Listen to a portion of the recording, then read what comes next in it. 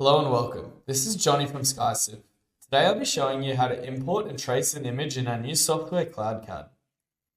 This is a really useful workflow for quickly recreating geometry from sketches, drawings, or reference images.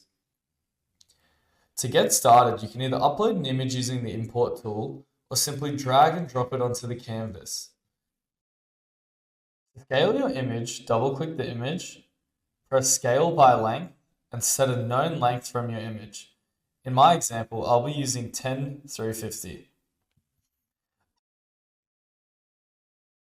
Before tracing, you can lower the image transparency to make the geometry easier to see and trace over accurately.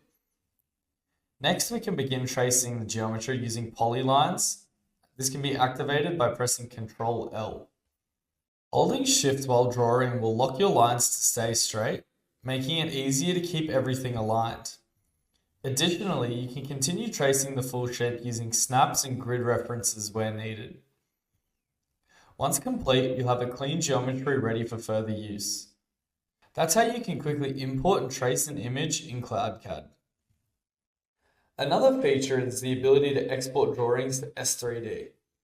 To do this, highlight all elements, right-click, and assign a section to your members. After this is done, press Export to S3D.